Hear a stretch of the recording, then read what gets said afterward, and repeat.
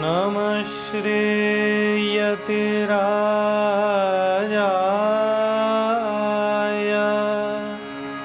विवेकानन्दसूरये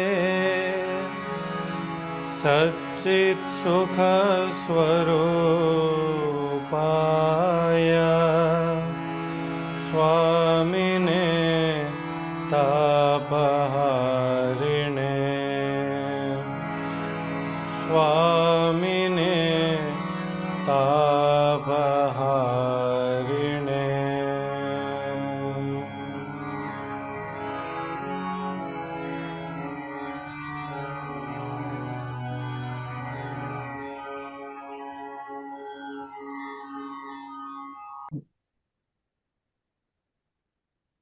श्री गुरुभ्यो नमः। हरिः ओम। यथाग्नेर्दाहिका शक्ति रामकृष्णे स्थिता हिया सर्वविद्या स्वरूपान्तां शारदां प्रणमाम्यहम्।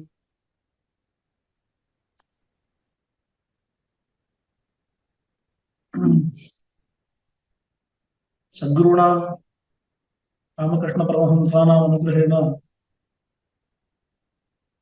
प्रचाल्यमानायाम् अग्निसूक्त पुरुषसूक्त बोधिन्यां व्याख्यानमालायाम् अद्यतनं पाठम् आरभे। आदितस्तु विषयाः अस्माभिः दृष्टाः। सम्प्रति अस्माभिः चर्च्यमानः विषयस्तावत् वेदमन्त्राणाम् अर्थवत्त्वम् अस्ति न वा, तत्र अनर्थक्यं कुतः, यतः संशयः संशयार्थं कोटिद्वयोपस्थितिपेक्षिता अनर्थक्यं किमर्थम् इति कोटयः अनर्थक्यबोधिकाः कोटयः अस्माभिः दृश्यमानाः सन्ति। याश्चापत्तयः धीमनिमहर्षिणा स्वतः कृताः। तत्र तदर्थशास्त्रात् वाक्यनियमात् बुद्धशास्त्रात् विद्यमानवचनात् अचेतने अर्थवन्दनात् अर्थविप्रतिषेधात् विषत्सु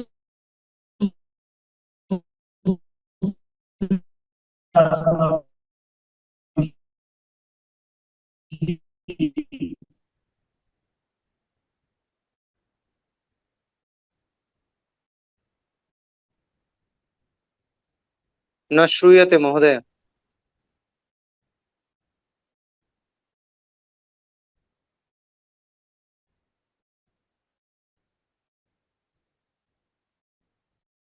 तदर्थशास्त्राध्ययनेन यः अर्थः वेदेन अवगन्तव्यः सः अर्थः तादृशबोधकब्राह्मणेन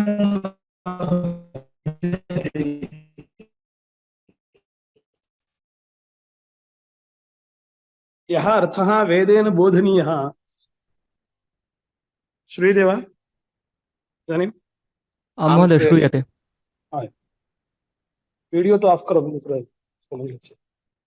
यः अर्थः वेदेन अवगन्तव्यः तदर्थबोधक ब्राह्मणस्य सद्भावात् ब्राह्मणान् यदि वेदस्य अर्थः अस्ति चेत् वेदेनैव सः अर्थः बोधितुं शक्यते। तदर्थक ब्राह्मणेन ब्राह्मणस्य अपेक्षा न स्यात्, किन्तु ब्राह्मणं तु पुनः अस्ति। अतो हेतोः वेदानाम् अनर्थक्यम् इति प्रथमं तदर्थशास्त्रादिति। द्वितीयस्तावत् वाक्यनियमादिति हेतुः। वेदानाम् अर्थः अस्ति इति चेत्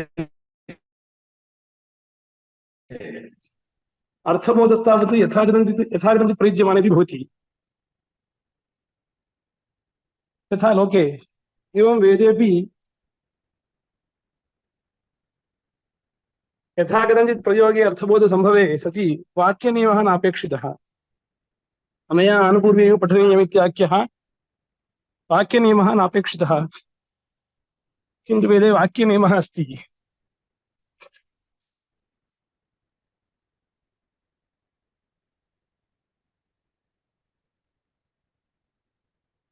अतः वाक्यनियमाद्धेतोः वेदानां मन्त्रः वेदमन्त्राणाम् अर्थः नास्ति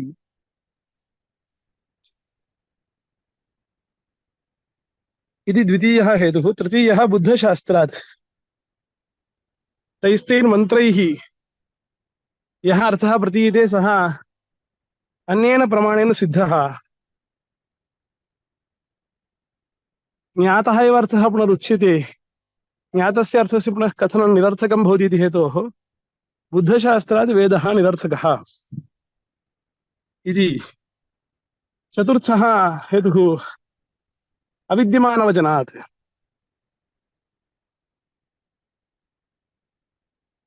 चत्वारि शृङ्गात्रयोऽस्य पादा इत्यादि मन्त्रैः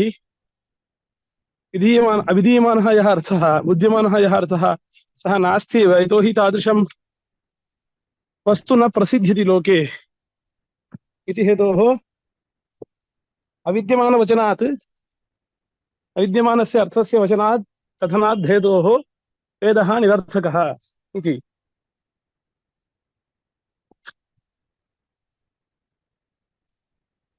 तदनन्तरम् अचेतने अर्थवन्दनात्। औषधे त्रायस्वैनं सुजिते मीनं हिंसीः इत्यादिषु अचेतन औषधि क्षुरविषयकतया अर्थः बद्धः इति हेतोः अचेतने अर्थवन्दनात् वेदः निरर्थकः इति। अर्थविप्रतिषेधात् विरुद्धः विप्रतिषेधः विरुद्धः विरुद्धार्थप्रतिपादनात् वेदानाम् अनर्थक्यम्। अदितिर्द्योरदितिरन्तरिक्षम् इत्यादिषु इति रीत्या इति षट्सूत्री अस्माभिः प्रागेव दृष्टा, पुनः स्मारितवान् किञ्चिदिव। अग्रे अस्माभिः चिन्त्यते इदानीं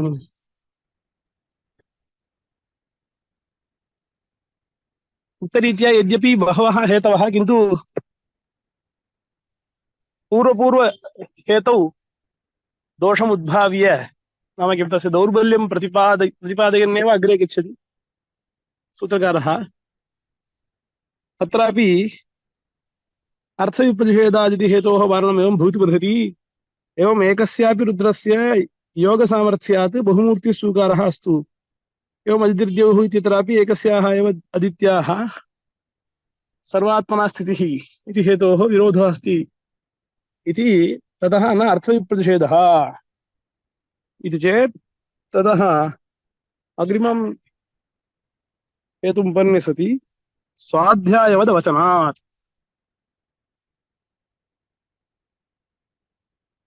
स्वाध्यायः नाम अध्ययनम्।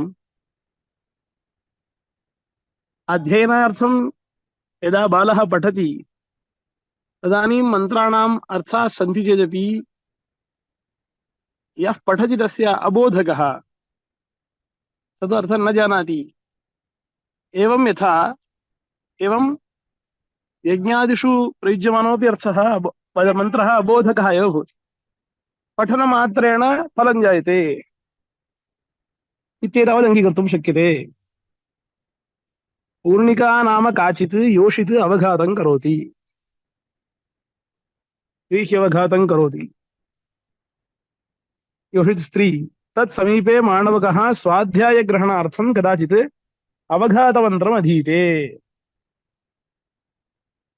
अवघातार्थं यः मन्त्रः तं मन्त्रं पठति कश्चित् बालः तत्समीपे उपविश्य, तस्य उद्देश्यं तु तस्य ग्रहणमेव इत्यस्ति। तत्समीपे माणवकः स्वाध्यायग्रहणार्थं कदाचित् अवघातमन्त्रम् अधीते। इदानीं सन्निधिः सम्पन्ना अस्ति, तथापि तत्र अर्थप्रकाशनं न भवति, न च तस्य अर्थप्रकाशनविवक्षा अस्ति। प्रतिमुसलप्रहारं तस्य मन्त्रस्य अपठ्यमानत्वात्। तस्य बालस्य अर्थप्रकाशनविवक्षा नास्ति। यतोहि अर्थप्रकाशनार्थं चेत् यदा यदा ताडनं तदा पठनीयं स्यात्। प्रतिमुसलप्रहारं तस्य मन्त्रस्य अपठ्यमानत्वात्। अक्षरग्रहणायैव तं मन्त्रम् अन्यांश्च मन्त्रान् अभ्यस्यति बालः। अक्षरग्रहणायैव तस्य मन्त्रस्य कण्ठस्थीकरणार्थमेव सः पठन् अस्ति। तत्र स्वाध्यायकाले पठितोऽपि अवघातमन्त्रः यथा पूर्णिकां प्रति स्वार्थं न ब्रूते। सः मन्त्रः अस्ति, मन्त्रेण मन्त्रस्य विनियोगः अत्रैव अस्ति इति चेदपि, मन्त्रः अस्ति विनियोगः अस्ति चेदपि बोधकत्वं तु न भवति खलु मन्त्रस्य इति। यथा एवं यज्ञे विनियुक्तानां मन्त्राणामपि विनियुक्तानामपि अर्थबोधकत्वं नापेक्षते, तस्मिन् काले पठनीयम् इत्येतावदेव भवेत्। तत्र स्वाध्यायकाले पठितोऽपि अवघातमन्त्रः यथा पूर्णिकां प्रति स्वार्थं न ब्रूते तथा कर्मकालेऽपि स्वार्थं न वक्ष्यति।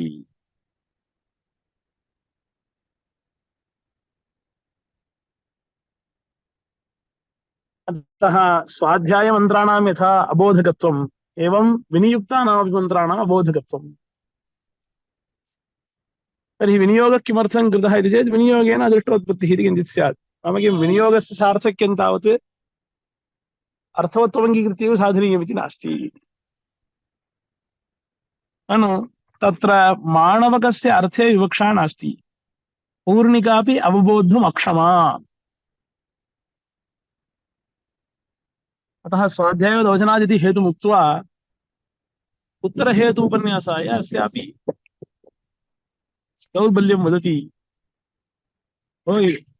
एवं न वक्तव्यम्, माणवकस्य अर्थे विवक्षा नास्ति। तत्र यः वक्ति मानवकः तस्य अर्थे विवक्षा नास्ति, अक्षरग्रहणाय एव सः पठति, अतः अर्थबोधो न जायते। कथञ्चित् मानवकः अर्थं जानाति इति चेदपि पूर्णिका अपि तद् ज्ञातुं न शक्नोति। पूर्णिका अपि अवबोद्धुम् अक्षमा। या श्रूयते, या शृणोति पूर्णिका, सा मन्त्रान् शृणोति चेदपि तान् अवबोद्धुम् अर्थान् ज्ञातुं न शक्नोति, अक्षमा। कर्मणि तु अध्वर्योः अर्थविवक्षा विद्यते, बोधश्च सम्भवति। याज्ञे कर्मणि तु अध्वर्योः अर्थविवक्षा भवति, यतोहि अस्य तण्डुलस्य संस्कारार्थं दृष्टादृष्टफलचरणार्थम् अयं मन्त्रः पठ्यते। तत्र दृष्टोत्पत्तिः व्रीह्ये तण्डुल किं तुषविमोकेन भवति, अदृष्टोत्पत्तिः तण्डुलसंस्कारः जायते, व्रीहि संस्कारः जायते इति जानाति अनेन मन्त्रेण इति। कर्मणि तु अध्वर्योः अर्थविवक्षा विद्यते, बोधश्च सम्भवति। यतः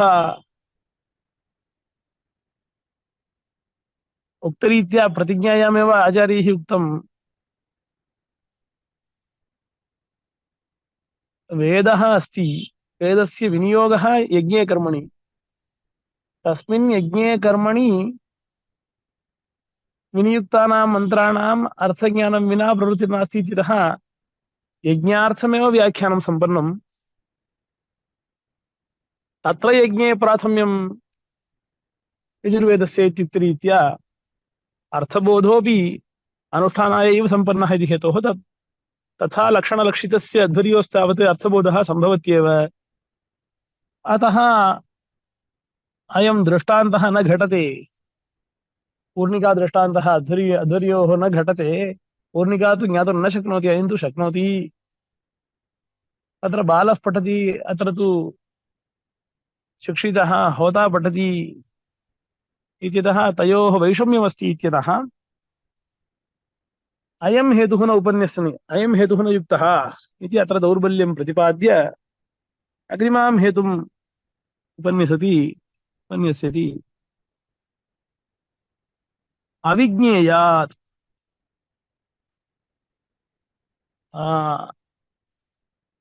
पूर्वं तु किमुक्तं, मन्त्राणाम् अर्थवत्वं नास्ति स्वाध्यायोद अवचनादिति।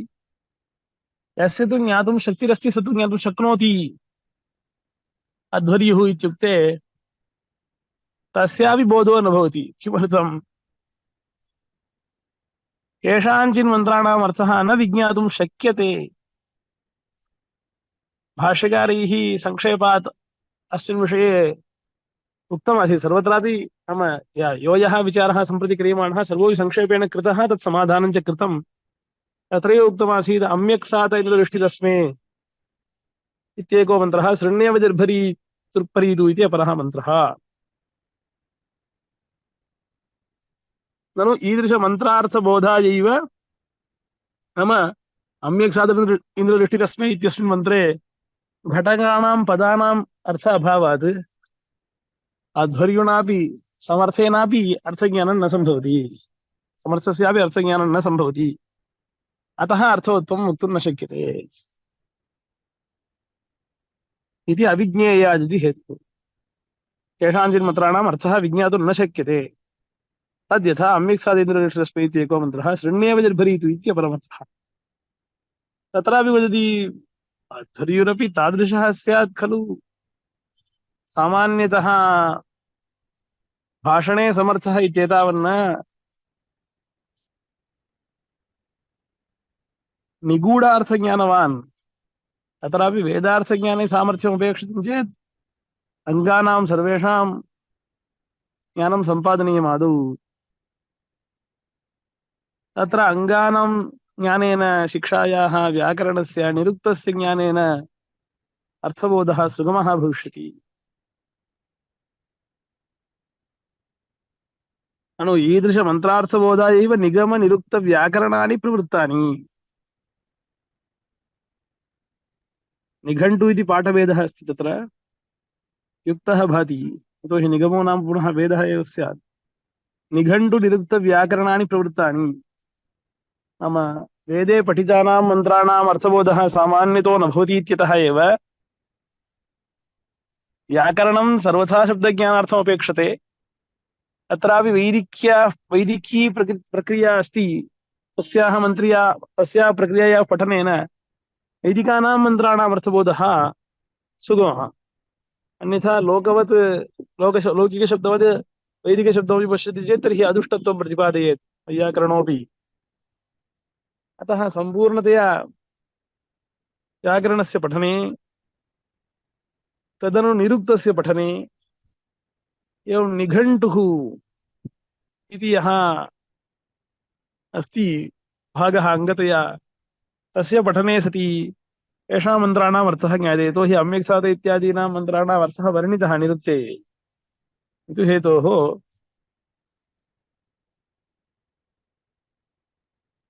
निरुक्तपठने सति अर्थबोधः सम्भवति। अतः अविज्ञेयादि इत्यपि हेतुः न युज्यते इत्याशङ्क्य अग्रिमं हेतुं वदति। अनित्यसंयोगान् मन्त्रानर्थक्यम्। किं ते कृण्वन्ति कीकाटेषु गावो नाशिरन् दुह्रेण तापन्ति घर्मम् इति कश्चन मन्त्रः। तस्मिन् मन्त्रे कीकटो नाम जनपदः, कीकटो इति कस्यचित् जनपदस्य नाम, सः जनपदः तत्र उक्तः। आनो भरप्रमागन्धस्य वेदो नैचाशाखं माघवन् रन्दयानः इति तदग्रिमे वाक्ये नैचाशाखं नाम नगरं, नगरस्य नाम इदं नैचाशाखम् इति। तस्य नगरस्य राजा प्रमगन्धः इत्येते अर्थाः उक्ताः। अत्र कः प्रश्नः इति चेत्, वेदाः नित्याः इति कथं वक्तुं शक्यते? यतोहि प्रमगन्धो नाम राजा, नैचाशाखन्नाम नगरं, कीकटो नाम जनपदः। अयं जनपदः कदा उत्पन्नः? तस्य जनपदस्य उत्पत्तेः प्राक् न स्यात् तादृशः मन्त्रः। कथञ्चित् जनपदस्य नाम किं प्रवाहनित्यत्वादिवत् आदितः एव आसीत्, पुण्यक्षेत्राणि इति वद् आसीत् चेदपि प्रमगन्धो नाम राजा सर्वदा न भवितुमर्हति। कथञ्चित् राजा उत्पन्नः तदनन्तरं नष्टः इत्येव वक्तव्यं। तर्हि प्रमगन्धस्य राज्ञः विषये कथनम् उच्यते? तर्हि अनित्यसंयोगः, अनित्येन वस्तुना संयोगः अन्वयः अस्ति। अनित्येन वस्तुना संयुक्तार्थस्य नित्यत्वं कथं वक्तुं शक्यते? अतः अनित्यसंयोगात् मन्त्रानर्थक्यम्। तथा च तैजाशाकर्नामनगरं प्रमगन्धो नाम राजा इत्येते अर्थाः अनित्याः आम्नाताः तथा सति प्राक् प्रमगन्धात् नायं मन्त्रः भूतपूर्वः इति गम्यते तदेवम् एतैः तदर्थशास्त्रादिभिः हेतुभिः मन्त्राणाम् अर्थप्रत्यायनार्थत्वं नास्ति नवहेतवः इति मन्ये एवं षट्सूत्री ह्यः दृष्टा अद्य सूत्रत्रयम् नवसूत्री नवभिः हेतुभिः मन्त्राणाम् अर्थवत्वं नास्ति एवम् एतैः तदर्थशास्त्रादिभिः हेतुभिः मन्त्राणाम् अर्थप्रत्यायनार्थत्वं नास्ति अर्थप्रत्यायनं नाम अर्थो नाम अविधेयः अविधेय प्रत्यायनं बोधनम् अतः अविधेयरूपः यः अर्थः तदर्थबोधनम् इति प्रयोजनम् प्रयोजनं द्वितीय अर्थशब्देन उच्यते अर्थप्रत्यायनार्थत्वम् इत्यत्र द्वितीय अर्थशब्देन प्रत्यायनशब्दानन्तरं यः अर्थशब्दः अस्ति सः प्रयोजनवाची मन्त्राणाम् अर्थबोधः प्रयोजनमिति वक्तुं न शक्यते अर्थप्रत्यायनरूपफलस्य मन्त्रेषु असम्भवात् तर्हि मन्त्रोच्चारणे किं फलं चेत् उच्चारणात् अदृष्टार्थाः एव इति पूर्वपक्षः याज्ञे कर्मणि तत्र तत्र अयं मन्त्रः पठनीयः अस्य मन्त्रस्य पठनेन अदृष्टं जायते न तु तत्र बोधनेन तस्य वस्तुनः माहात्म्यम् इत्यादिकं नास्ति पठनेन तत्र अदृष्टं जायते इत्यतः मन्त्राणाम् अर्थवत्वं नास्ति अदृष्टार्थाः मन्त्राः नाम अदृष्टार्थत्वं न तेनापि न तिरस्क्रियते किन्तु केवल अदृष्टार्थत्वं वदति पूर्वपक्षी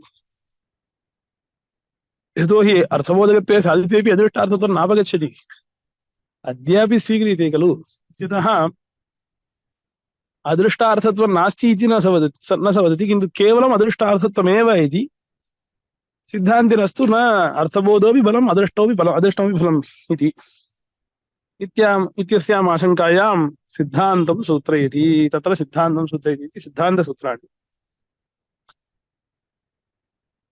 यथा यथं प्रथमसूत्र्या नाम प्रथमहेतुना यः दोषः उक्तः तत् समाधानपरतया सूत्राणि सन्ति इति क्रमेण द्रष्टव्यम् तत्र प्रथमं सूत्रम् अविशिष्टस्तु वाक्यार्थः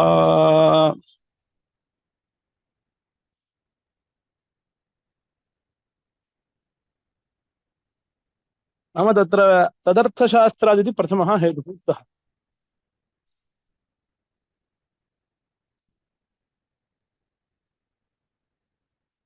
मन्त्राणां यः अर्थः तदर्थबोधकं ब्राह्मणमस्ति इति हेतोः मन्त्राणाम् अनर्थक्यमिति अविशिष्टस्तु वाक्यार्थः तुशब्देन मन्त्राणाम् अदृष्टार्थम् उच्चारणमात्रं वारयति अदृष्टार्थम् उच्चारणमात्रम् इति वारयति तदेव उक्तरीत्या अदृष्टार्थत्वमेव मन्त्राणाम् उच्चारणम् इति वारयति क्रियाकारकसम्बन्धेन प्रतीयमानः वाक्यार्थः लोकवेदयोः अविशिष्टः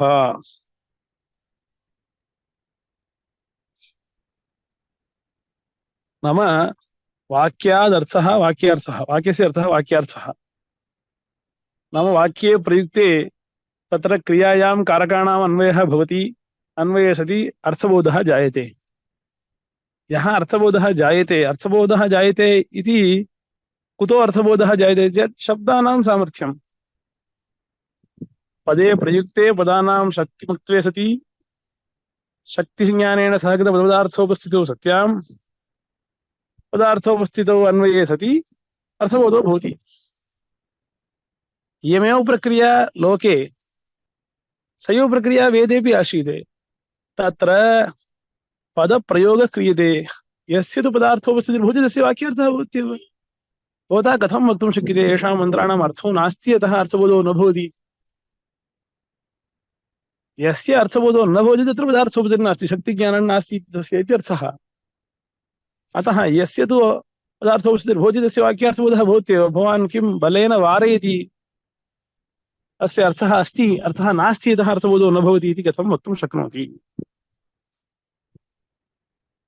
यः वाक्यार्थः शाब्दबोधः सः लोकवेदयोः अविशिष्टः पृथगत्र शाब्दबोधः इति न वर्ण्यते खलु। शब्दानां निष्पत्तिः वा अर्थः अन्यथा वर्ण्यते चेदपि शाब्दबोधस्तु तुल्यः।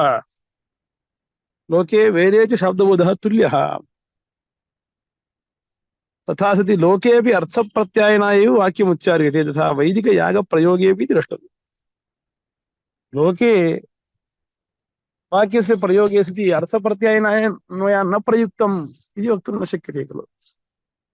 कदाचिदेवं भवितुमर्हति तदानीम् अनुकरणादिव्यवहारः भवति।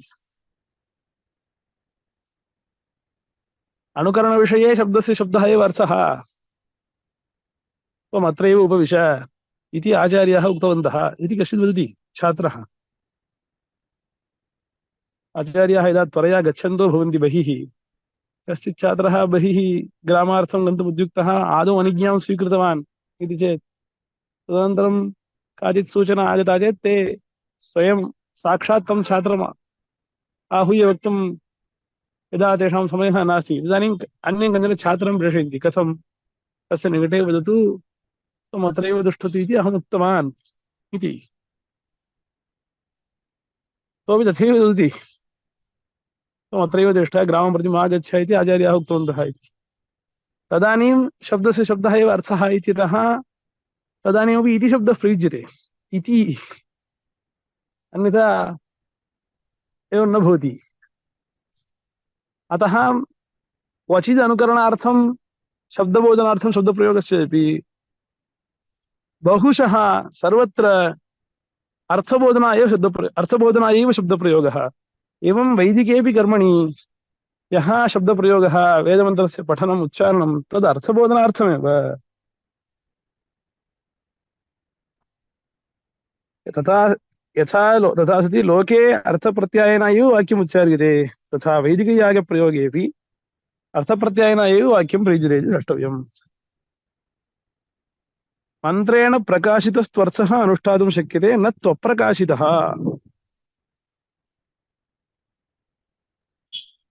यदा मन्त्रेण अर्थः प्रकाश्यते तदानीमेव अर्थः अनुष्ठातुं शक्यते।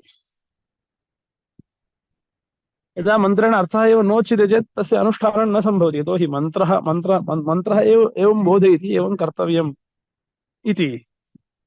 तर्हि यदा मन्त्राणाम् अर्थोत्पन्नं नास्ति मन्त्रप्रयुक्तेन मन्त्रेण अर्थबोधो न जायते इत्युच्यते चेत् तर्हि अनुष्ठानमेव न सम्भवति। तदर्थं ज्ञात्वा सः व्यवहरति। यदा तत्र अर्थबोधः एव न जायते तर्हि अनुष्ठानमेव न सम्भवति। मन्त्रेण प्रकाशितः बोधितः यः अर्थः सः अनुष्ठातुं शक्यते। न त्वप्रकाशितः मन्त्राणाम् अबोधकत्वम् अर्थबोधकत्वं नास्ति चेत् तत्र अनुष्ठानमेव न सम्भवति इति आशङ्का। तस्मात् मन्त्रोच्चारणस्य अर्थप्रकाशनरूपं दृष्टमेव प्रयोजनम्। मन्त्रोच्चारणस्य अदृष्टं प्रयोजनम् इति न वक्तव्यं, दृष्टं प्रयोजनम् इति वक्तव्यम्। तस्मात् मन्त्रोच्चारणस्य अर्थप्रकाशनरूपं दृष्टमेव प्रयोजनम्। ननु अभ्रिरसि नारिरसीत्यारभ्य त्रैष्टुभेनत्वा छन्दसादिदे इति मन्त्रः आम्नातः। यथा तत्र पूर्वपक्षसूत्रकरणे प्रत्येकं सूत्रम् उक्त्वा तत्र कञ्चन दोषमुद्भाव्य उत्तरसूक्तस्य सङ्गतिं दर्शितवान्, एवम् अत्रापि किञ्चित् दोषमापाद्य उत्तरसूत्रसङ्गतिम् एवं दर्शयति। भवता उक्तरीत्या मन्त्राणां नाम यथा लोके तथा वेदेऽपि शाब्दबोधः भवत्येव इति अङ्गीक्रियते अस्माभिः। किन्तु तत्रापि क्वचित् क्लेशः अस्ति। क्लेशः अभ्रिरसि नारिरसि इति मन्त्रेण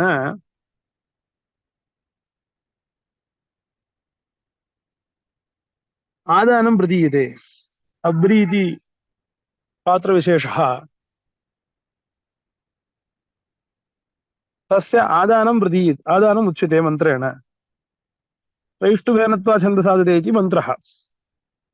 मन्त्राणाम् अर्थवत्वमस्ति चेत् मन्त्रेण सह अर्थः बोध्यते चेत् अनेन मन्त्रेणैव आदानं सिद्ध्यति। किन्तु आदानं पुनः ब्राह्मणेनापि विधीयते। तेनैव मन्त्रेण प्रतीतेऽपि अभ्र्यादाने पुनर्ब्राह्मणे तां चतुर्भिरभ्रिमादत्ते इति विधीयते। इदं किमर्थं स्यात्? अभ्र्यादानस्य मन्त्रार्थत्वेन मन्त्रार्थत्वादेव अभ्र्यादाने सिद्धिः सति तां चतुर्भिरभ्रिमादत्ते इति ब्राह्मणस्य वैयर्थ्यं स्यात्। यदि ब्राह्मणस्य वैयर्थ्य निराकरणार्थं चेत् तर्हि वेदस्य अनर्थक्यं वक्तव्यं। तर्हि मदुक्तः दोषः यः सः स्थिरः एव खलु इति तदर्थशास्त्रादिति अनर्थक्यम् उक्तम्। अनर्थक्यं न लोकवत् तत्रापि शब्दबोधो भवति इत्युक्त्वा तेनैव पुनः तर्हि ब्राह्मणस्य वैयर्थ्यं स्यात्। तर्हि तत्र तस्य तात्पर्यं तत्रैव आसीत् पूर्वपक्षिणः। यदि वेदानाम् अर्थः अस्ति चेत् ब्राह्मणस्य वैयर्थ्यं भवति। पुनः कथनं? तर्हि ब्राह्मणस्य वैयर्थ्यं वक्तव्यं। तर्हि ब्राह्मणस्य वैयर्थ्यम् अस्ति चेत् तर्हि वेदस्य इति अन्यतरस्य वैयर्थ्यं प्राप्नोति इति चेत् तत्र सः वेदानाम् उक्तवान् मन्त्राणाम् अनर्थक्यं ब्राह्मणस्य बोधकत्वमस्तु यतोहि तत्र स्पष्टम् उच्यते क्रियया सह इति हेतोः। तत्रैव पुनः आगत्य स्थितम् अभ्रिरसि इत्यत्र मन्त्रेणैव आदाने बोधिते अस्ति पुनः ब्राह्मणस्य वैयर्थ्यं स्यात्। मन्त्रेण प्रतीतेऽपि अभ्र्यादाने पुनर्ब्राह्मणे तां चतुर्भिरभ्रिमादत्ते इति विधीयते। तदेतद्विधानं त्वत्पक्षे व्यर्थं स्यात् इत्याशङ्क्य उत्तरं सूत्रयति गुणार्थेन पुनःश्रुतिः।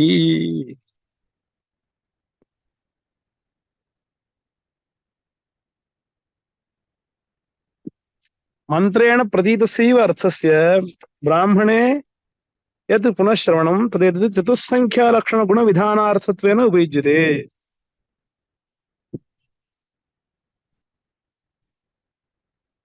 तत्र अभ्रिरसि इत्यारभ्य चत्वारः मन्त्राः सन्ति त्रिष्टुभेन छन्दसा ददे इति अन्तिमः। तत्र मन्त्रार्थत्वादेव प्रवृत्तिः इति चेत् अन्यतमेन येन केनचित् मन्त्रेण आदानं प्राप्नोति। तां चतुर्भिरभ्रिमादत्ते इति ब्राह्मणं तु किं करोति? प्राप्ते आदाने संख्यां विधत्ते, विशेषणभूतां संख्यां नियमयति। चतुरो मन्त्रान् उक्त्वैव आदानं कर्तव्यम् इति। मन्त्रेण प्रतीतस्यैव अर्थस्य यत् पुनः श्रवणं ब्राह्मणे तदेतत् चतुस्सङ्ख्यालक्षणस्य गुणविधानार्थत्वेन उपयुज्यते। चतुस्सङ्ख्यालक्षणस्य गुणस्य विधानार्थत्वेन उपयुज्यते। एतस्य विधानस्य अभावे चतुर्णां मन्त्राणां मध्ये येन केनाप्येकेन अभ्रिरादीयेत। येन केन अन्यतमेन मन्त्राणापि अभ्र्यादानं प्राप्नोति। तत्र ब्राह्मणम् आगत्य नियमयति येन केनचिन्न चत्वारः मन्त्राः तैष्टुभेन इति उक्त्वा आदानं कर्तव्यम्। अतः आदानबोधकत्वात् मन्त्राणां नानर्थक्यं तत्र आदाने विशेषणतया विधीयमान प्रयुक्तानां मन्त्राणां संख्यानियमनार्थं ब्राह्मणस्यापि न वैयर्थ्यम् इत्युभयोरपि फलं सिद्ध्यति। एतस्य विधानस्य अभावे चतुर्णां मन्त्राणां येन केनापि अभ्यादीयेत।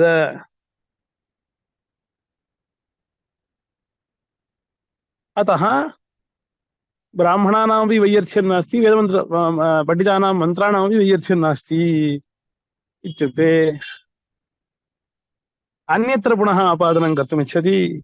ननु इमामगर्भं रशनामृतस्य त्यश्वाभिधानीमादत्ते इत्यत्र मन्त्रसामर्थ्यादेव रशना प्राप्तस्य रशनादानस्य पुनर्ब्राह्मणवाक्यं विनियोजकम् आम्नायते।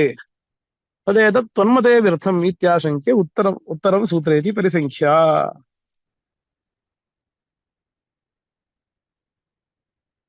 तत्र इमामगर्भं रशनामृतस्य इत्यनेन एकस्मिन् यागे गर्दभरशना अश्वरशना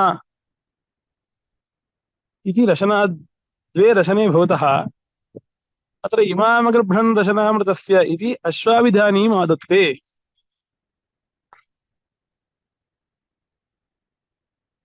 इति मन्त्रसामर्थ्यात् अश्वाभिधानीमादत्ते इत्यनेनैव अश्वशब्दः तत्र अस्ति। रशनामृतस्य इति रशनायाः अश्वसम्बन्धे निर्णये सति अश्वरशनैव ग्राह्या इत्यर्थे निर्णीतेऽपि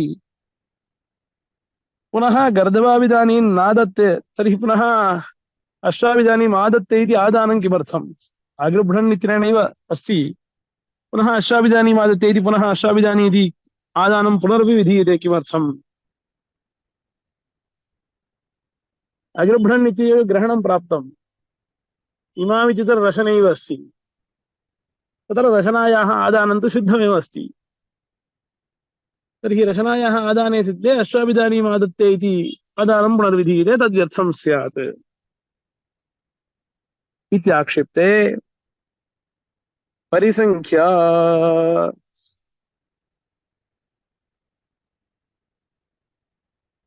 इमामगर्भन् इत्यनेनैव रशनायाः रशनादाने सिद्धे सति पुनरश्वाभिधानीम् आदत्ते इत्येतत् अश्वाभिधान्याः रशनायाः आदानविधानार्थमिति न गर्दभरशनायाः आदानं न कर्तव्यमिति बोधनार्थम्।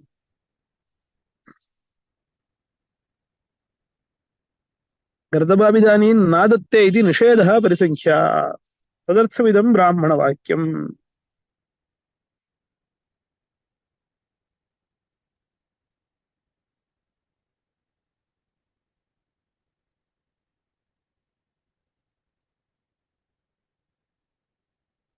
विधिरत्यन्तम् अप्राप्तौ नियमः पाक्षिके सति तत्र च अन्यत्र च प्राप्तौ परिसंख्येति विधीयते अविधीयते इत्यनेन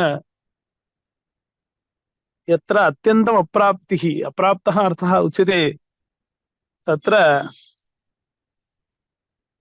विधिः पाक्षिकी अप्राप्तिः यत्र भवति तत्र नियमः उभयत्रापि प्राप्तिः अस्ति चेत् तत्र परिसंख्या इत्युच्यते। एवमत्र गर्दभरशना अश्वरशना रशनादायाः आदानं कर्तव्यम्, तत्र उभयोः रशनयोः प्राप्तिरस्ति रशनात्वेन। रशनात्वेनैव उभयोः रशनयोः आदाने प्राप्ते पुनः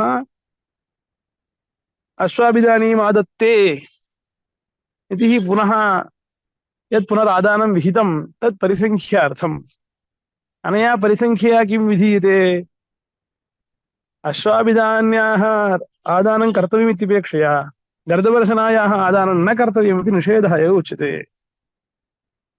अतः परिसंख्या फलम् इति। भवता परिसंख्या फलम् इत्युच्यते, परिसंख्यायां दोषो भवति,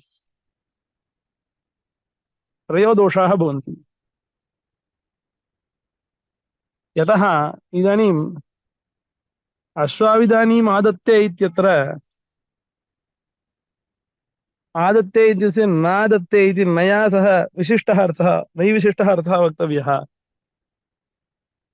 अश्वाभिधानीम् इत्यनेनैव अश्वेतर गर्दभरशना नाम येन अश्वरशना आदेय इत्यर्थः उच्यते। तत्र अश्वशब्देन गर्दभरशनायाः आदाने च पुनरा अनादानम् इत्यर्थः वक्तव्यः। यतोहि उत्तरीत्या अश्वरशनायाः आदानं तु सिद्धमेव अस्ति सामान्यवाक्येन इमामगर्भणिजि वाक्येन इत्यतः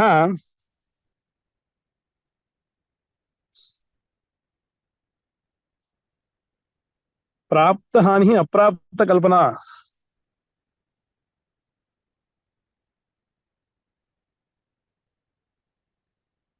इति दोषाः भवन्ति। ननु परिसंख्यायां त्रयो दोषाः प्राप्नुयुः।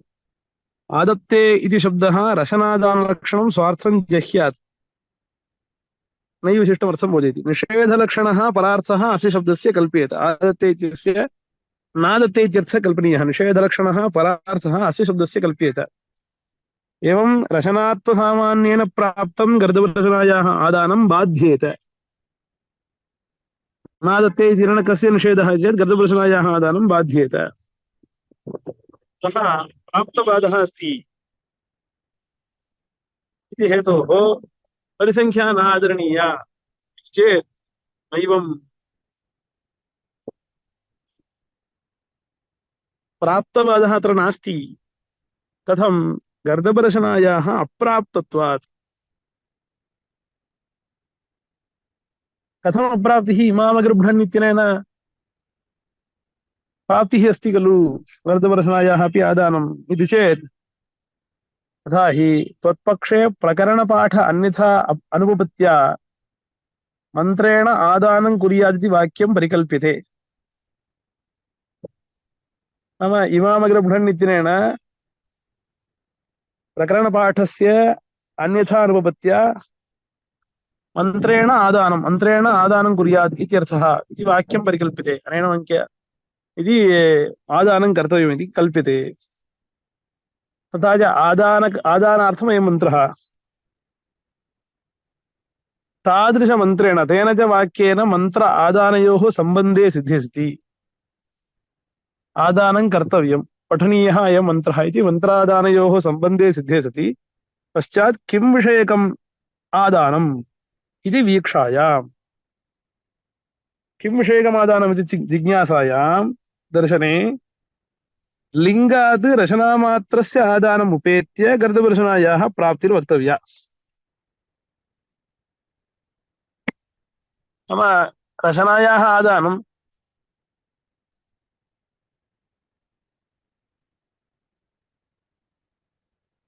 तत्र आदानं रचनायाः चेत् तर्हि अश्वरचनायाः अपि भवति गर्दभरशनायाः अपि भवति इति हेतोः रचनामात्रस्य आदानम् उपेत्य अङ्गीकृत्य गर्दभरशनायाः प्राप्तिः वक्तव्या। सा च विलम्ब्यते। नाम आदौ मन्त्रादानयोः सम्बन्धे निर्णीते तदनन्तरं लिङ्गात् गर्दभरशनायाः अश्वरचनायाश्च आदानम् इति अर्थः वक्तव्यः। सा उपस्थितिः विलम्बिता भवति। ततः प्रागेव आदानस्य अश्वरचनया सह सम्बन्धो भविष्यति। कथम्? इमामगृह्णन् रचनामृतस्येत्यश्वाभिधानीमादत्ते इति प्रत्यक्षेण वाक्येन मन्त्र आदानयोः सम्बन्धे सिद्धे सति लिङ्गात् रचनामात्रे प्राप्तमादानम् अश्वाभिधानीम् इति श्रुत्या विशेषे व्यवस्थाप्यते। वो तत्रैव मन्त्रे इमामगृह्णन् रचनामृतस्येत्यश्वाभिधानीमादत्ते इति अस्ति। तर्हि मन्त्रादानयोः सम्बन्धे सिद्धे कस्य आदानं कर्तव्यम् इति चेत् अश्वरचनायाः एव आदानम् इति तत्रैव सिद्ध्यति। किन्तु भवान् लिङ्गात् आदौ रचनादानमात्रम् आदानं तु कयोः सम्भवति इति चेत् तर्हि गर्दभरशनायाः अश्वरचनायाश्च सम्भवति इति हेतोः उभयोर्ग्रहणं प्राप्नोति। तदनन्तरं प्राप्तबाधः इति उच्यते। किन्तु तत्र श्रुतिः तत्र अस्ति अश्वाभिधानीमादत्ते इति श्रुतिः। तया श्रुत्या आदानम् अश्वरचनाविषयकमिति विशेषे व्यवस्थाप्यते, निश्चयः भविष्यति। इत्यश्वाभिधानीमिति प्रत्यक्षेण वाक्येन मन्त्रादानयोः सम्बन्धे सिद्धे सति लिङ्गात् रचनामात्रे प्राप्तमादानम् अश्वाभिधानीम् इति श्रुत्या विशेषे व्यवस्थाप्यते। तर्हि मन्त्रादानयोः सम्बन्धः आदौ निर्णीते सति आदानं किं विषयकमिति जिज्ञासायाः शान्तिः श्रुत्यैव भविष्यति इत्यश्वाभिधानीम् इत्यनया। अतः आदानस्य गर्दभरशनाविषये आदानस्य प्राप्तिरेव नास्ति इत्यतः अप्राप्तत्वम्। प्राप्तबाधः इति किल दोषः आपाद्यते, किन्तु प्राप्तः गर्दभरशनायाः आदानमेव नैव प्राप्तम्।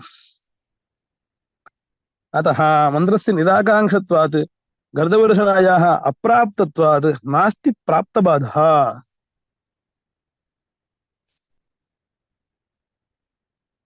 गर्दभरशनायाः प्राप्तिरेव नास्ति इति हेतोः निषेधार्थोऽपि नोच्यते।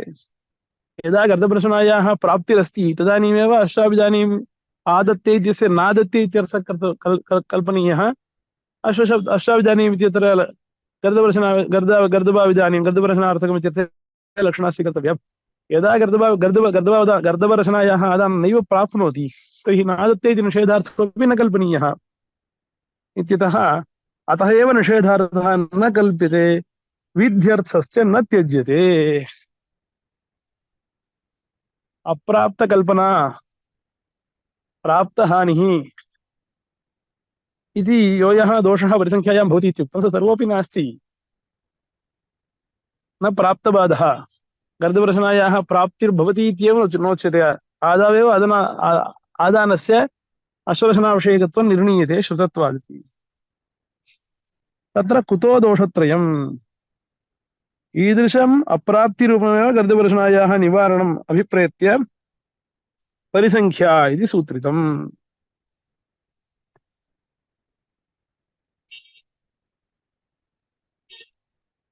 अतः यत्र गुणार्थत्वेन विशेषण अनुवादकतया मन्त्राणां प्रामाण्यं भवति, ब्राह्मणानाम् उपयोगो भवति इत्युक्तम्, परिसंख्यार्थं ब्राह्मणस्य उपयोगो भवति इत्युक्तम्। इत्युक्ते अग्रिमदोषम् आपादयितुम् आरभते। ननु उरुप्रथस्वेति प्रथयति इति ब्राह्मणस्य वैयर्थ्यम् तदवस्थमेव इत्याशङ्क्य उत्तरं सूत्रयति। उरुप्रथस्व इत्यनेन पुरोडाशप्रथनं प्रतीयते। कथञ्चित् भवता उक्तरीत्या इमामरूपणन् इत्यस्य परिसंख्यार्थकतया व्याख्यानं क्रियते चेदपि उरुप्रथस्व इति प्रथयति इति ब्राह्मणस्य तु वैयर्थ्यं भवता वारयितुं न शक्यते, तदवस्थमेव इत्याशङ्का। तस्याम् आशङ्कायां वदति अर्थवादो वा।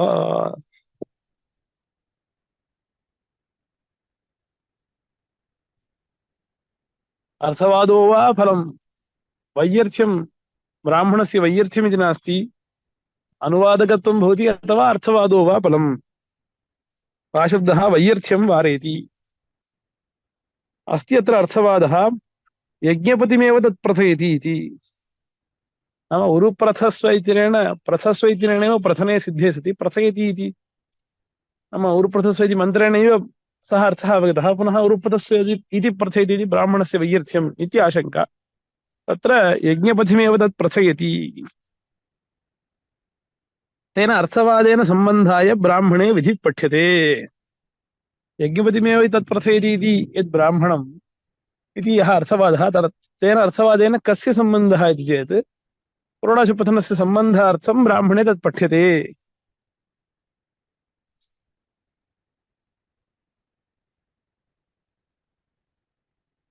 ननु प्रथयति इत्यनेनैव विधिशब्देन प्रथमम् अनूद्य यज्ञपतिमेव इत्यादिना अर्थवादेन स्तोतव्यम्। तदेव तु प्रथनं कुतः प्राप्तम् इत्याशङ्क्य उत्तरं सूत्रयति। मन्त्राभिधानात्। यज्ञपतिमेव तत् प्रथयति इत्यत्र प्रथनक्रिया बोध्यते। भवता किमुच्यते? उरुप्रथस्वेति प्रथयति इति प्रथनस्य अर्थवादबोधकम् इदं ब्राह्मणमिति। उरुप्रथस्वेति प्रथयति इत्यत्र प्रथयति इति पदं तु ब्राह्मणे एव अस्ति।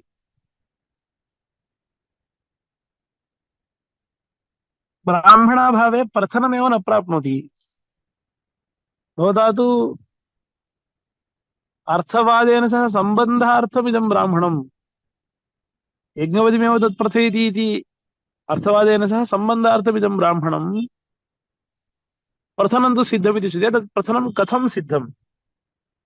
वस्तुतः अत्र पाठः एवं कर्तव्यः, यदि तादृशः तथा सम्बन्धः अपेक्षितश्चेत् उरुप्रथस्वेति प्रथयति यज्ञपतिमेव इत्येतावदेव वक्तव्यम्। प्रथनम् अत्र अन्वेति इति ज्ञायते,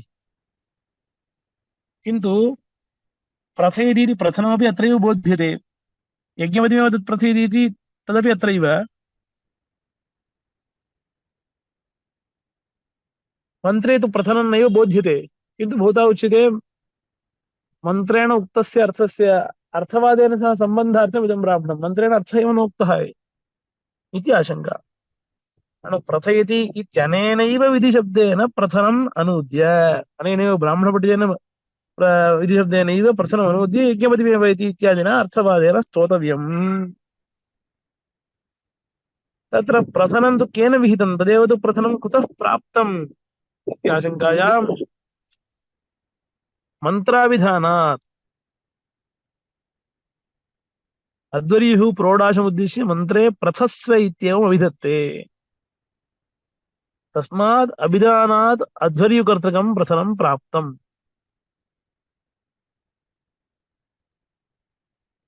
तत्र उरुप्रथस्व इत्यत्र प्रथस्व इत्यनेनैव प्रोडाशमुद्दिश्य प्रथस्व इति वदति। प्रोडाशप्रथनं प्रोडाशेन स्वतः न भविष्यति स्वयं करोति इत्यर्थः। तत् कथं लभ्यते चेत् यथा लोके यः सः कारयत्येव तथा अत्रापि यः प्रथस्व इति ब्रूते स प्रथयत्येव। केवलम् उक्त्वा न तिष्ठति सः अध्वर्युः। उरुप्रथस्व इति प्रोडाशं प्रथयति चेत् प्रोडाशस्य प्रथनं स्वतो न भविष्यति स्वयमेव करिष्यति कारयति।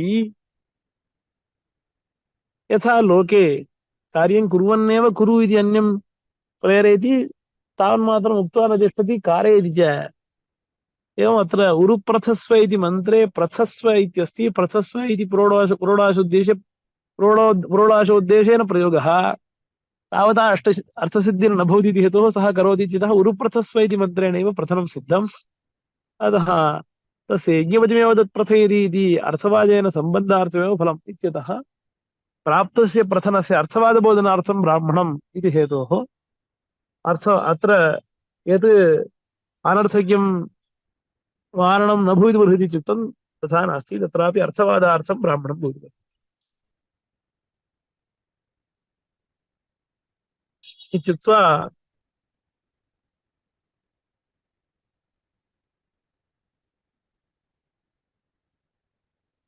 वाक्यनियमात् मन्त्राणाम् अनर्थक्यम् इत्युक्तम्।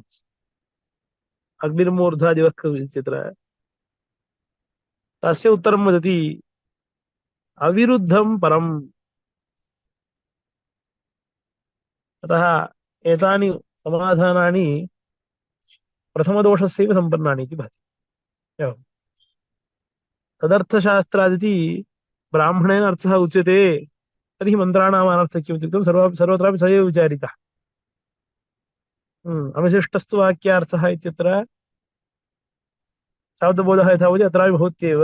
तर्हि ब्राह्मणस्य का गतिः इति चेत् गुणार्थेन पुनश्रुतिः विशेषणार्थं ब्राह्मणं परिसङ्ख्यार्थम् अर्थवादो वा इति यतः तदर्थशास्त्रात् तदर्थबोधकब्राह्मणानां का गतिः इति चेत् परिसङ्ख्यार्थं ब्राह्मणं स्यात् गुणार्थं ब्राह्मणं स्यात् अर्थवादार्थं वा ब्राह्मणं स्यात् इत्यतः मन्त्राणाम् अर्थाः सन्त्येव तद्विशेषणतया तन्नियामकतया ब्राह्मणानां प्रवृत्तिः न तु स्वतन्त्रेण बोधकतया ब्राह्मणानां प्रवृत्तिः इत्युक्त्वा द्वितीयसूत्रं तत्र उक्तं वाक्यनियमात् वाक्यनियमस्य सद्भावात्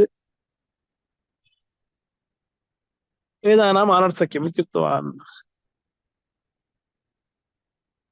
अविरुद्धं परम् वाक्यनियमः अस्ति इति हेतोः मन्त्राणाम् अनर्थक्यम् अर्थप्रत्ययनं यथा कथञ्चित् भवति इत्युक्तम्। परं द्वितीयसूत्रोक्तम् अस्मत्पक्षेऽपि अविरुद्धम्। वाक्यनियमः अस्ति इति वाक्यनियमः अस्माभिर्न वार्यते। वाक्यनियमः अस्ति एव। वाक्यनियमात् तेनैव उच्चारितात् अदृष्टोत्पत्तिरस्ति किन्तु तावता इति रोचते।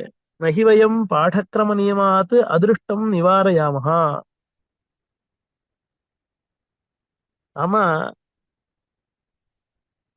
पूर्वपक्षिणः अयम् आशयः आसीत् दृष्टार्थः इति चेत् अर्थबोधः अर्थबोधस्तु यथा कथञ्चिदपि सम्भवति इति हेतोः नियमः नापेक्षितः। किन्तु नियमः अस्ति इति चेत् तर्हि दृष्टातिरिक्तम् अदृष्टं फलं वक्तव्यं तच्च अदृष्टं फलं वाक्यनियमे सत्येव भवति इति हेतोः वाक्यनियमः वेदे अङ्गीक्रियते इत्युक्तं। तदर्थम् अङ्गीक्रियते सिद्धान्तिभिः। भवता सम्यक् उक्तम्। अदृष्टोत्पत्तिः अदृष्टोत्पत्तिः मन्त्रात् भवति। ता च अदृष्टोत्पत्तिः अनया अनुभूर्या उच्चारणे सत्येव भवति, तद्भिन्नया अनुभूर्या न भवति इति अङ्गीक्रियते, किन्तु अदृष्टमात्रोत्पत्तिः इति न वक्तव्यम्। न हि वयं पाठक्रमनियमात् अदृष्टं निवारयामः। पाठक्रमनियमः अस्ति इति हेतोः अदृष्टं नास्ति इति न वारयामः, अदृष्टम् अङ्गीकुर्मः वयमपि। किं तर्हि मन्त्रोच्चारणेन जायमानम् अर्थप्रयोजनम् अर्थप्रत्ययनं दृष्टप्रयोजनत्वात् न उपेक्षितव्यम् इत्येतावदेव ब्रूमः। नाम पठितानां मन्त्राणाम् अदृष्टं तु स्वीक्रियते, दृष्टस्य सम्भावितस्यापि त्यागः क्रियते भूता। अर्थप्रत्यायनं तु पुनः कल्पनीयमिति किञ्चित् नास्ति। पदानां स्वभावादेव अर्थबोधो भविष्यति, किन्तु अर्थबोधो भविष्यति इति चेदपि दृष्टम् अर्थबोधं त्यक्त्वा वदा अदृष्टरूपफलं कल्प्यते, एतन्न युक्तं स्यात् खलु। वदा भवान् दृष्टमेव फलं कल्पयतु, अदृष्टं मास्तु इति चेदपि युक्तं स्यात्, किन्तु अदृष्टार्थं दृष्टत्यागः क्रियते, तन्न युक्तम्। अस्माभिः अदृष्टार्थता न खण्ड्यते, किन्तु दृष्टार्थता अपि अस्ति इत्येव उच्यते।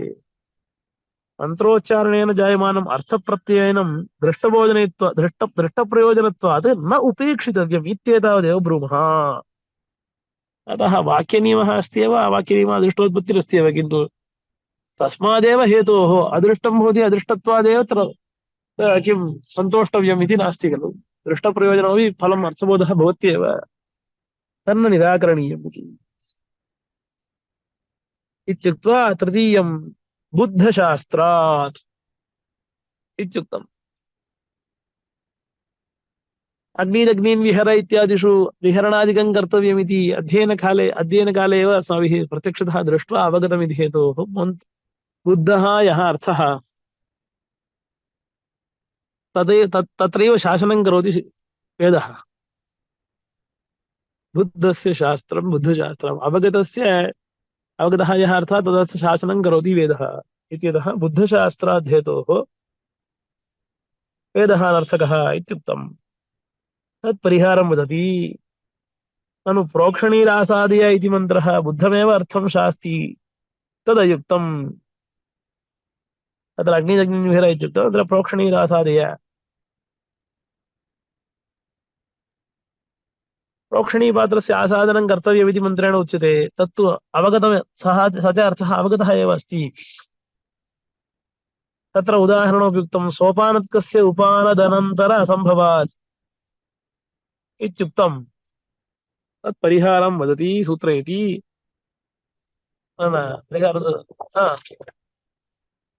बुद्धशास्त्रात् सम्प्रेषकर्मणः अनुपलम्बः संस्कारत्वात्। सम्प्रेषकर्मणः गर्ह अनुपलम्बः संस्कारत्वात् नाम किं, तत्र तत्र क्रियायां यः प्रवर्तते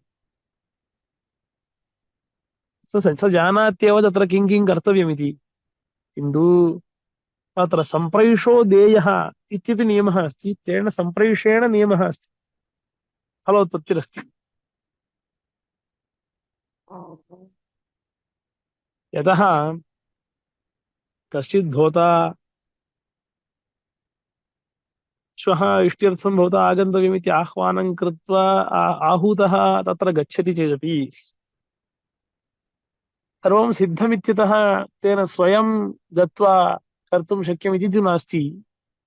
तत्र नियमः अस्ति, होतः एहि इति आह्वानं कर्तव्यं, होतरेहि इति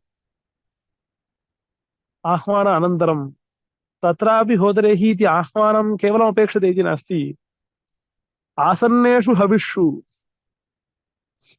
अध्वरिः कदाचित् अयं तूष्णीं तिष्ठति इति हेतोः अस्य आह्वानं कुर्मः, किञ्चित् कुर्यात् इति न, आसन्नेषु हविष्वेव होतुः आमन्त्रणं कर्तव्यम्, अन्यतरं नास्ति चेदपि होत्रः न गन्तव्यम् इति नियमः अस्ति।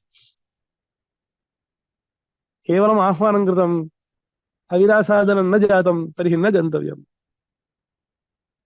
अविरासादनं जातम् अयं तु न ओदरे हीति नाहुतवान् तर्हि न गन्तव्यम् नात्र कश्चन किं मत्सरादिकं नास्ति किन्तु तथा नियमः कृतः अस्ति यतोहि स्वेच्छया न प्रवर्तनीयम् अध्वर्यवशादेव अध्वर्युर्न जहनाति चेपि अध्वर्युरेव बोधनीयः केनचित् अयं स्वतः किञ्चित् न कुर्यादिति एवमेव अग्नीदग्नीन् विहर प्रोक्षणीरासादय इति विहरणं प्रोक्षण आसादनादिकं तत्र ये ऋत्विजः ते जानन्ति इति चेदपि अध्वर्युणा सम्प्रैषो देयः सम्प्रैषानन्तरमेव तैः प्रवर्तनीयम् इति तत्र सम्प्रेषजन्यं यदपूर्वं तत् स्वतः करणे न लभ्यते अतः तत्र अपूर्वोत्पत्तिः भवति तादृशम् अपूर्वं जायते इति तु स्वतः न ज्ञायते खलु विहरणं कर्तव्यम् इति चेदपि अपूर्वोत्पत्तिः भवति इति न ज्ञायते अतः तस्य तेषां मन्त्राणाम् इदं फलं भवति यत्र बुद्धशास्त्र स्वतः लोकतः यः अर्थः अवगतः तत्र अवगतेऽप्यर्थे तत्र अदृष्टं जायते इति तत्तु सम्प्रेषकर्मणा तत् सम्प्रेषणं कर्तव्यमित्यतः सम्प्रेषकर्मणः गर्ह अनुपलम्बः अर्थस्य ज्ञातत्वादपि सम्प्रेषस्य गर्ह निन्दा न दृश्यते संस्कारत्वात् यतः सम्प्रेषो एकः संस्कारः इति हेतोः सम्प्रेषणानन्तरमेव प्रवर्तनीयम् यतः प्राङ् न प्रवर्तिः क्रियते सम्प्रेषकर्मणः गर्ह अनुपलम्बः संस्कारत्वात् इति तदग्रिमः अभिधाने अर्थवादः इति अस्ति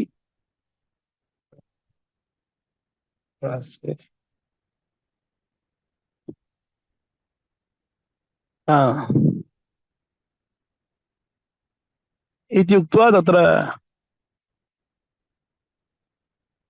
अविद्यमानस्य अर्थस्य प्रतिपादनात् इत्युक्तं तत् समाधानम् अभिधाने अर्थवादः इत्यस्ति ततः श्वः पश्यामः।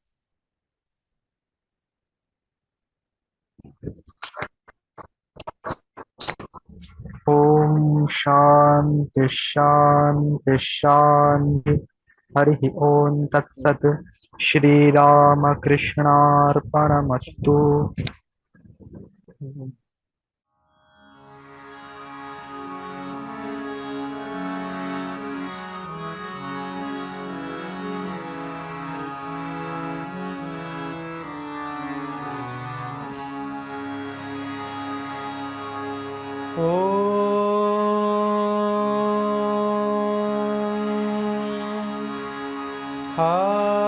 स्थापकाय च धर्मस्य सर्वधर्मस्वरूपिणे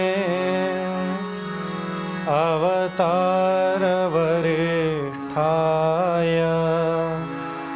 रामकृष्णाय ते नमः।